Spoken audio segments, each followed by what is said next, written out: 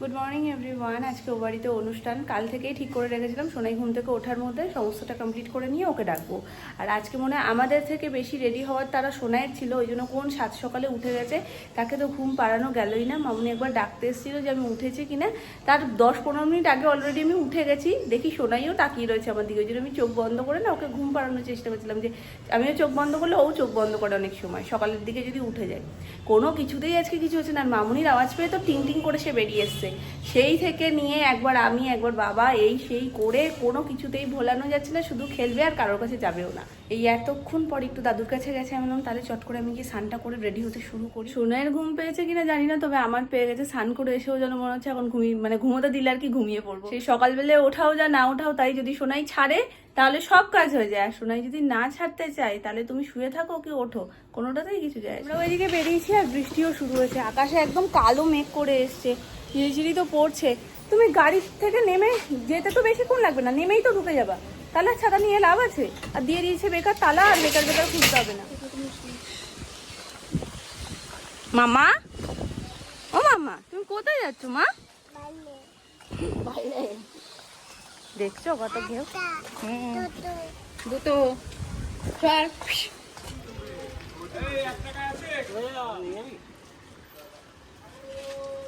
বলো চলো। ও লজেন্স খুঁজছে গো, লজেন্স দিয়েছে, সেই লজেন্সটা পড়ে গেছিল নিচে, ভাবছে কি এখনো মনে হয় নিচে আছে। টাটা করে দাও। দেখবে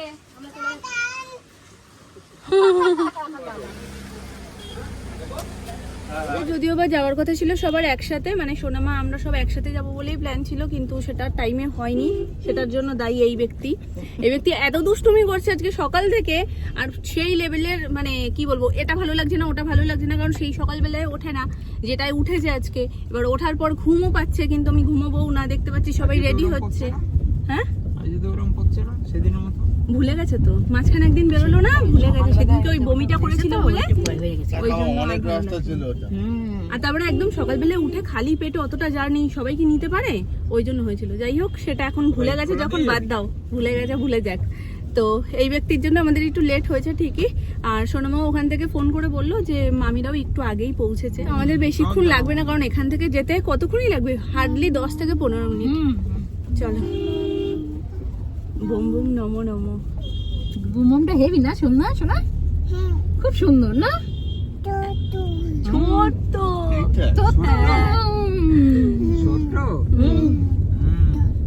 তুমি তো ছোট্ট।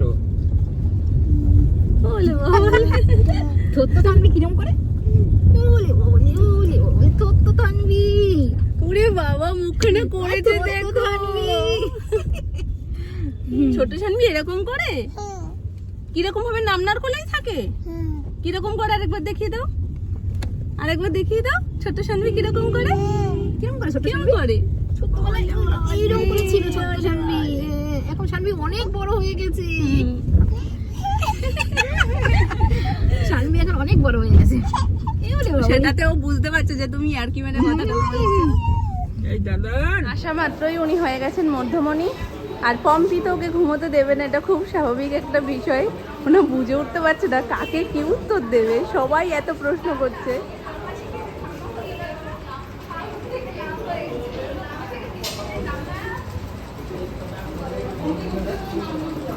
কেন্দ্রবিন্দু বুঝলে মামি।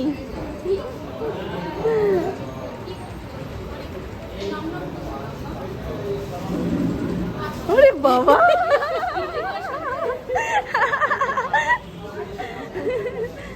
বলো পারি অনেক কিছুই করছি না এখন।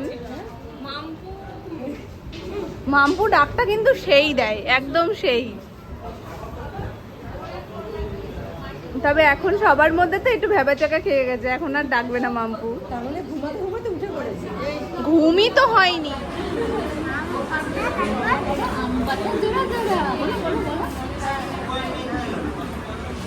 মারবো চাবুক চড়বো ঘোড়া, এখন শুধু জোড়া জোড়া আর কি বলবে পাগলা ঘোড়া আর সরে দাঁড়া, এটা বললেই শর্টকাট, এটা বললেই তোমায় বুঝে নিতে হবে আম পাতা জোড়া জোড়া বলতে চাইছে।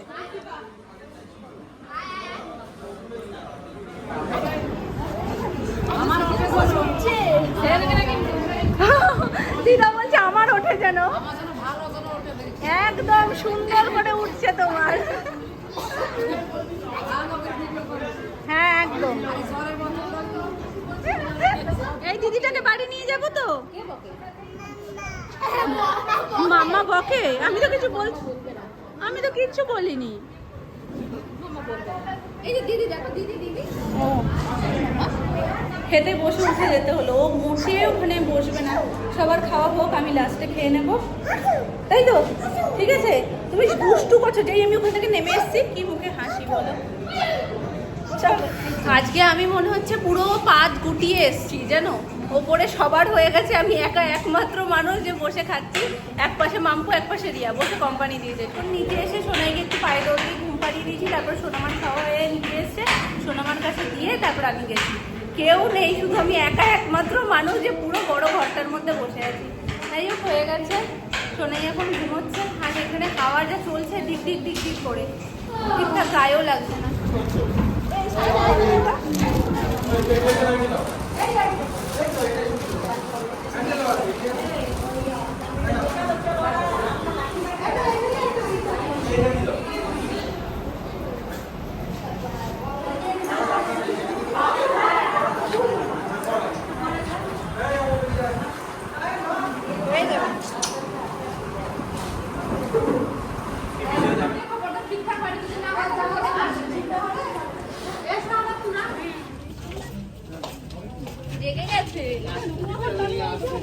পীরা এত কথা বলছে, ও বলছে আবার জেগে গেছে, বলছে জেগে গেছে। আমি বলছি পীরা এত আদর করছে যে জেগে যাবে না। আর এই একটা পি যে ঘুমোতে দেখতেই পারে না। না থাক থাক থাক থাক থাক থাক থাক।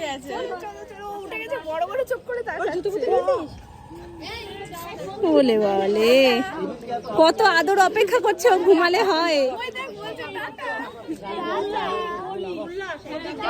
ওরে বাবা, ওইটা মজা পাচ্ছে, ওকে সবাই ঘিরে ধরেছে, ওর খুব মজা লাগছে। তুমি কি বাবা, হ্যাঁ দায়িত্ব নিয়ে তুলে দিয়েছে, এটা ওরা ভালোই পারে। এই ও তো টাটা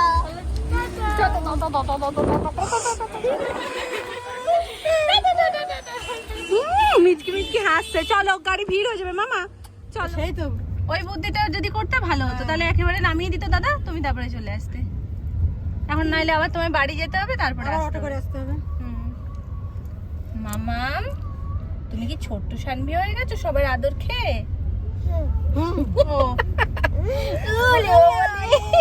কি সুন্দর করে আমার ওই ভিডিওতে বিড়াল দেখলে কি করবে, পুরো গায়ের মধ্যে ঠেসে, আমার যে চাটা থেকে তার একটু আদরও খেতে হবে।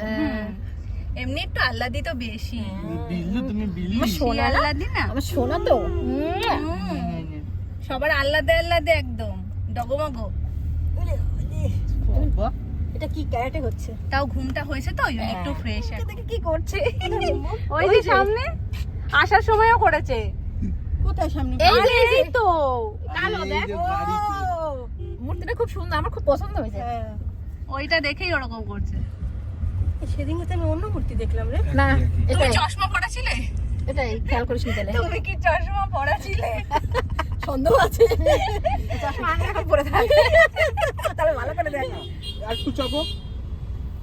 মুমকে টাটা করছো না? না কথা বলছে কি একটা চোখে চোখে। কি বললো বুম্বু? তো দৌড়ি করে আসলাম, বাপরে বাপ, কিন্তু কাজের কাজ হলো না, রদ গেল। আমরা দৌড়ে ঝাঁপিয়ে এসছি, কিন্তু দেখতে পেলাম না, তবে আবার আসবে ঘুরে। হ্যাঁ, ওটা ওই দিক থেকে আবার ঘুরে আসবে। অ্যানিকে দেখাবো বলে দৌড়ে গেছিলাম, কিন্তু কাজ হলো না। হ্যাঁ প্রসাদ নাও, টানো প্রসাদ দেবো তো, আমরা যাবো না, ওরা দেবো। হ্যাঁ ওরা রেডি তো।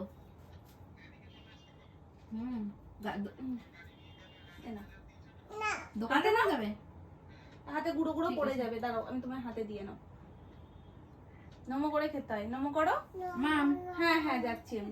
জয় জগন্নাথ কি জয়।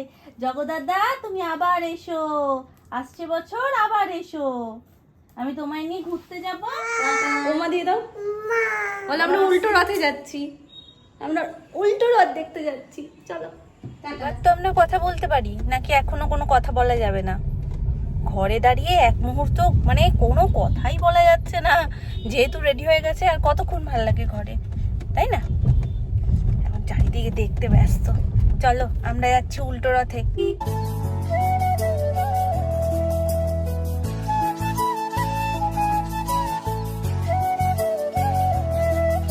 বাচ্চা হয়েছে, দুষ্টু বাচ্চা তো এখন বলাই যাবে না, এখন তুমি শান্ত বাচ্চা হয়ে বসে আছে। তোর মেলা তো হয় নাকতলায়।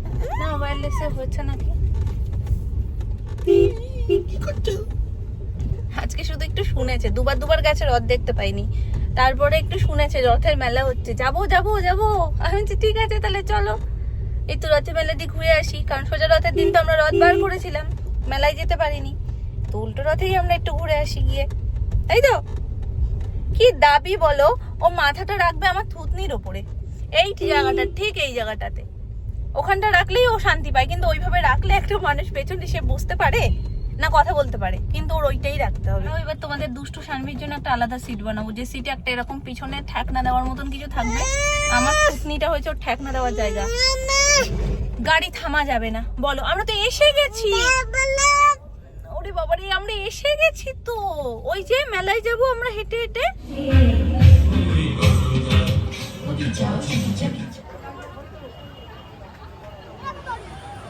মামা তুমি কি দেখেছো রথ?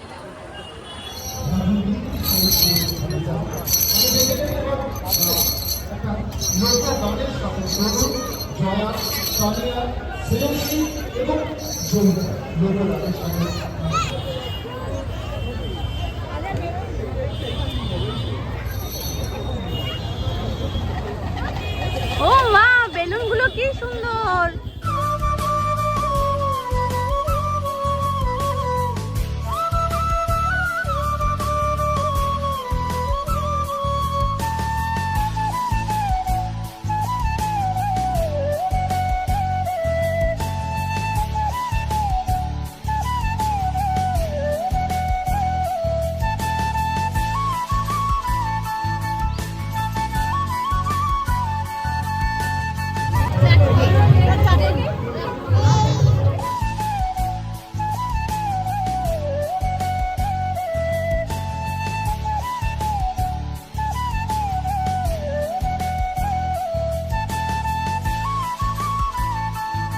এটা কি আমার মেয়ে না আমার মা, এটাই বোঝা মুশকিল।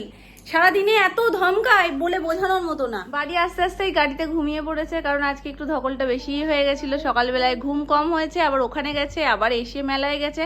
আমি জানতাম কি আজকেই মনে হয় মেলা শেষ, উল্টো রথের দিনই হয়তো শেষ হয়ে যাবে, কিন্তু ওরা বললো সামনে রবিবার পর্যন্ত আছে। রাঙা মাথায় চিরুনি, শানভি আসবে এক্ষুনি, নিয়ে যাবে তক্ষুনি। কি দোল দোল ডল ডল ডল দিদি লালা ডল লালা কই?